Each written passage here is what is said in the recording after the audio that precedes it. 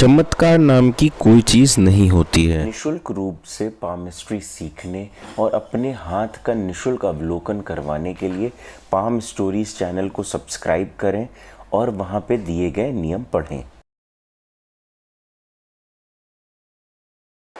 आज जिस विषय पे हम चर्चा करने जा रहे हैं, इस विषय पे बहुत से लोगों ने जानने का रुझान दिखाया है कि कभी जैसे कोई ताबीज़ है, कोई धारण कर लेता है या कोई धागा है उसे धारण कर लेता है, तो उसकी जो भी जटिल समस्याएं हैं या जो भी उसकी समस्या उस वक्त चल रही है, कागज़ पे या भोजपत्र पे कुछ अंक लिख के उसने धारण कर लिए या अपने पूजा स्थल में रख लिए, तो उस समस्याओं से उनकी मुक्ति हो जा रही है। तो आखिर इसके पीछे क्या है ऐसा जिसके कारण से ऐसा हो रहा है? इन सब चीज़ों को जानने के लिए विज्ञान भी आजकल बहुत कोशिश कर रही है, लेकिन उसे वो ज्ञात नहीं कर पा रही है। और ऐसे समय पे जब वो उसे नहीं ज्ञात कर पाते हैं तो उसका वो सीधा रास्ता अपनाते हैं, जिसे वो कहते हैं यह सब अंधविश्वास है और यह सब अज्ञानता है, ये कह के उसका मजाक उड़ाते हैं। यह जो हमारा ब्रह्मांड है वह कुछ शाश्वत नियमों से संचालित होता है। इसे प्रकृति के नियम कहते हैं, इनके अपवाद नहीं होते हैं। जितनी भी चीज़ें आज के समय में इस युग में हो रही हैं, सबका सब तत्व ज्ञान और ऊर्जा पर निर्भर करता है। लेकिन समस्या क्या है, कुछ बुद्धिजीवी लोग जिन चीज़ों के बारे में तर्क संगत चीज़ें बता पाते हैं या उन्हें समझ पाते हैं, उनके लिए वो तो विज्ञान है, जो नहीं समझ पाए वो अंधविश्वास। तंत्र मंत्र यंत्र टोने टोटके गंडे ताबीज़ सारे जितने भी अनुष्ठान हैं, इसमें जो भी शक्ति काम करती है वह प्रकृति की ही है। शारीरिक ऊर्जा और तत्व ज्ञान, ये दोनों मिलकर ही इन चीज़ों का निर्माण करते हैं, जिसमें आपकी मंत्र ऊर्जा भी सम्मिलित है। ये जो हमारी ऊर्जा की तरंगे हैं, जो ये ब्रह्मांडीय ऊर्जा है या जो तत्व ज्ञान है, जो तत्वों में ऊर्जा समाहित है, यह एक बहुत ही पुराना परमाणु विज्ञान है जो भारत देश के पास पहले से ही था। इसे क्या है कि लोगों ने पुस्तकों में, वेदों में इस प्रकार से लिखा हुआ है कि व्यक्ति उसकी डिकोडिंग नहीं कर पा रहा है। जितना वो डिकोड करता लेता जा रहा है वो उन चीज़ों को समझ पा रहा है, और जो नहीं कर पा रहा है जिन चीज़ों की, उसका ज्ञान अभी भी नहीं खुल रहा है। लेकिन जब भी आविष्कार होते हैं तो पाया जाता है ये चीज़ तो हमारी धार्मिक पुस्तकों में पहले से ही दी गई थी। जितनी भी ये चमत्कारिक शक्तियाँ हैं, इनका रहस्य हम तब तक नहीं समझ सकते जब तक हम ब्रह्मांडीय ऊर्जा की संरचना को ना समझ लें। और यही ऊर्जा संरचना को हम नाम देते हैं तंत्र। यदि हम आज की भाषा में कहें तो तंत्र एक प्रकार की ऊर्जा है जो मनुष्य के शरीर में स्थित है, जिसका प्रयोग करके वह किसी भी प्रकार का कार्य कर सकता है जो कि विज्ञान के समझ से परे है, जिसे व्यक्ति आज के समय में चमत्कार भी कह सकता है। लेकिन पूर्ण रूप से यह चमत्कार नहीं है, क्योंकि सबका सब ऊर्जा और तत्व का खेल है। यह ज्ञान जो भारत के प्राचीन काल में ब्रह्म ज्ञान, तत्व ज्ञान, परमात्मा ज्ञान के नाम से प्रसिद्ध था और अत्यंत गोपनीय था, आज लुप्त होता जा रहा है। इसका कारण ये है कि हम अपनी संस्कृति और अपनी चीज़ों को छोड़कर अन्य चीज़ों में फंसते जा रहे हैं। जो लोग हमारे खुद की तरफ आकर्षित हो रहे हैं, हमारे ज्ञान को प्राप्त करना चाह रहे हैं, हम सिर्फ उनके दिखावे वाले कल्चर को अपनाने में लगे हुए हैं। तंत्र अब कार्य कैसे करेगा?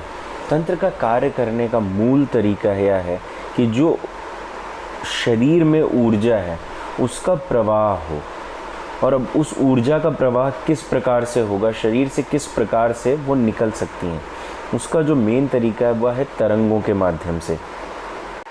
तरंग उतनी अधिक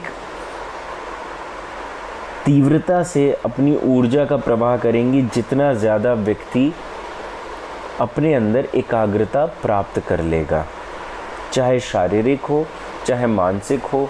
ज़रूरी नहीं है शून्यता प्राप्त करे, लेकिन एक हद तक एकाग्रता प्राप्त कर ले, जिसके माध्यम से वो जीवन में काफ़ी कुछ प्राप्त कर सकता है। इस ऊर्जा को शरीर के द्वारा प्रवाह करने के लिए आपके पास एकमात्र माध्यम है, वह है आपके चक्र, जिनके माध्यम से आप तरंग रूपी इस ऊर्जा को वातावरण में या ब्रह्मांड तक पहुंचा सकते हैं।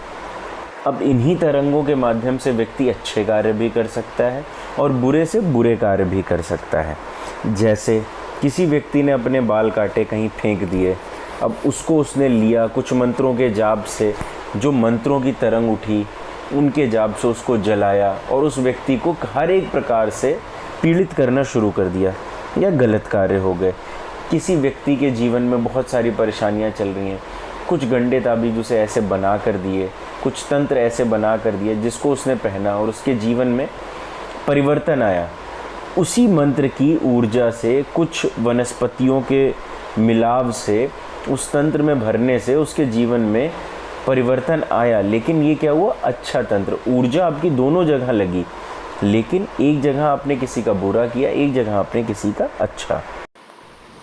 जैसा कि पूर्ण रूप से आपकी ऊर्जा पर निर्भर करता है। और इसी के ऊपर है सारी शक्तियाँ, जो भी यक्ष, यक्षिणी, अप्सरा इत्यादि इत्यादि जितनी भी हैं, सारी साधनाएं आपकी इसी के ऊपर निर्भर करती हैं। इसीलिए आज्ञा चक्र अत्यंत आवश्यक है किसी भी प्रकार की तांत्रिक क्रिया में सफलता प्राप्त करने के लिए। इसके लिए कई सारी क्रियाएं हैं, जिसमें क्रिया योग, योग निद्रा और ध्यान को प्राथमिकता दी जाती है। ध्यान अत्यंत आवश्यक है आज्ञा चक्र को मजबूत करने के लिए, और इसी के माध्यम से आपकी जो ऊर्जा है, जितनी एकाग्रता आपके आज्ञा चक्र के माध्यम से आपके शरीर में रहेगी, उतना ही दूर आपकी तरंगें जा सकेंगी। एक मैंने टेलीग्राम चैनल जो है मेरा, उसमें मैंने बताया हुआ है कि कौन सी शक्ति लगभग कितनी दूरी पे हमसे निवास करती है। इसके लिए आप मेरे टेलीग्राम चैनल को ज्वाइन कर लें, जो कि नीचे लिंक उसका डिस्क्रिप्शन बॉक्स में दिया हुआ है, आप उसे ज्वाइन कर सकते हैं। वहाँ के हिसाब से आप समझ सकते हैं कि यदि आपको ईश्वर रूपी ऊर्जा की प्राप्ति करनी है तो आपकी तरंग की दूरी कितनी होनी चाहिए, उसके लिए आपको कितनी एकाग्रता की ज़रूरत है। आप इस चीज़ को व्यक्तिगत रूप से भी मिलके समझ सकते हैं। अभी हमारा वाराणसी में शिविर हो रहा है, वहाँ पे आके 19, 20, 21 जुलाई बनारस शिविर। तंत्र मंत्र यंत्र साधना, कायाकल्प, क्रिया योग, योग निद्रा एवं मनोकामना पूर्ति का पूर्ण एक शिविर संस्था द्वारा आयोजित यह शिविर जुलाई में होगा। इस शिविर में कायाकल्प के विषय में एक विशेष रूप से चर्चा की जाएगी, जिससे व्यक्ति अपने सौंदर्य को बढ़ा सके और अपनी उम्र से कम दिख सके। साधना, तंत्र मंत्र यंत्र की पूर्ण जानकारी, हवन की विस्तृत जानकारी एवं सामने, क्रिया योग, कुंडलिनी जागरण, चक्र शुद्धिकरण, ध्यान के चरण, प्राणायाम चरण एवं मुद्राओं के विषय में पूर्ण जानकारी। बैठकर ध्यान ना कर पाने वाले व्यक्तियों के लिए योग निद्रा का ज्ञान, क्रिया योग, कुंडलिनी जागरण एवं योग निद्रा के चर्चा के पश्चात श्रीमद् भगवत गीता पे पूर्ण चर्चा, योग निद्रा का महत्व एवं उसका पूर्ण ज्ञान, साधना की पूर्ण जानकारी, आसन, माला इत्यादि के विषय में विस्तृत जानकारी, किस साधक कौन सी साधना में सफलता प्राप्त कर सकता है। प्रत्येक दिन सामूहिक साधना प्रश्नोत्तरी, मनोकामना पूर्ति जो कि निःशुल्क रहेगी, नकारात्मकता को समाप्त करने के लिए तंत्र जल, सामूहिक ध्यान दीक्षा एवं षटकर्म पर चर्चा। 12 जून से पूर्व शिविर की धनराशि रहेगी 3700 रुपये। 13 से 25 जून के बीच में यदि आप नामांकन कराते हैं तो 4600 रुपये, और उसके बाद यदि आप शिविर में नामांकन कराते हैं तो आपके लिए धनराशि रहेगी 5500 रुपये। अतः आप जल्द से जल्द दिए गए अकाउंट नंबर में अपनी धनराशि जमा करके नामांकन करवा लें और अपनी सीट सुरक्षित कर लें। नामांकन कराने के लिए सिर्फ और सिर्फ आप मुझे व्हाट्सएप करें अथवा टेलीग्राम करें, जो कि वीडियो में दिया गया है कैसे करें। अब जैसा कि मैंने बताया कि तंत्र एक बहुत ही गुप्त विद्या है और इसके विषय में अब बहुत ही कम लोगों को जानकारी है। मेरे गुरुदेव भी उनमें से एक हैं जिनको 40 वर्ष से अधिक का अनुभव है तंत्र जगत का, जो कि शिविर में रहते हैं और यहाँ पे अपने द्वारा प्रदान करते हैं ज्ञान। उनका और अनेक विद्वानों का यह कहना है कि मूर्खों को ज्ञान देना उचित नहीं है। इससे तो अच्छा है कि ज्ञानी अपना ज्ञान लेके मर जाए। ऐसे ही विचार तांत्रिक और योगियों में भी रहे। इसी वजह से यह ज्ञान इतना अधिक उठ नहीं पाया, क्योंकि लोग लोभ के कारण जुड़ के जो कार्य करते हैं वह उचित नहीं है। आज का समय ये है कि व्यक्ति अपना दोष नहीं देखता, बस आलोचना करने पर बैठ जाता है। ना उसे शरीर का पता, ना तरंगों का, ना बैठने का, ना आज्ञा चक्र का, ना उससे किस प्रकार से शक्ति को आकर्षित किया जाता है।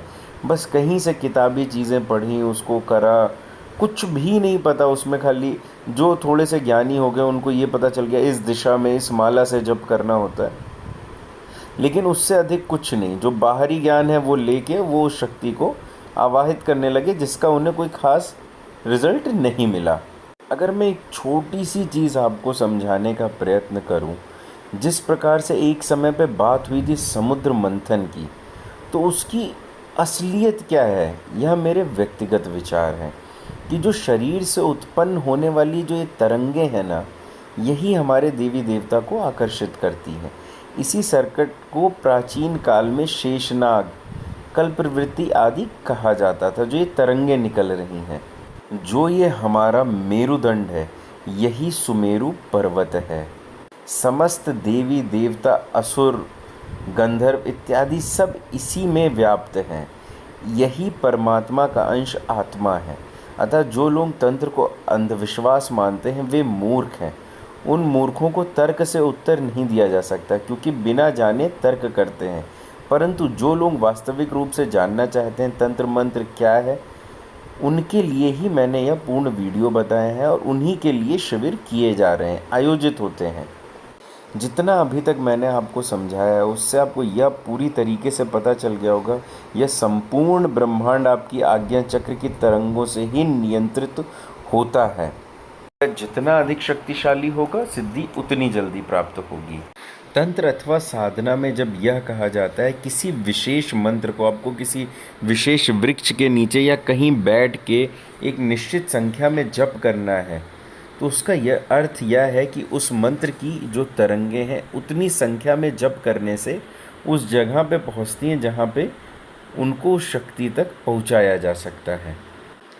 आपका हर एक जीव, जंतु, वृक्ष सब की अपनी अपनी तरंगे हैं। पेड़ या हवन आदि का अनुष्ठान करने का अर्थ ये होता है कि उस विशेष भाव की तरंगों को वातावरण ग्रहित कर सके आपका।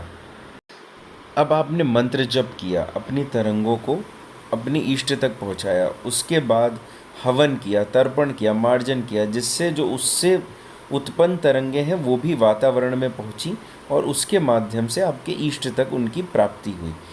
इन्हीं मानसिक तरंगों को किसी एक पर्टिकुलर लक्ष्य पे पहुंचाना ही तंत्र में चमत्कारी प्रभाव उत्पन्न करना होता है। यदि आप सोचें मैं ऐसे ही हवा में चमत्कार कर डालूंगा, तो यह संभव नहीं है।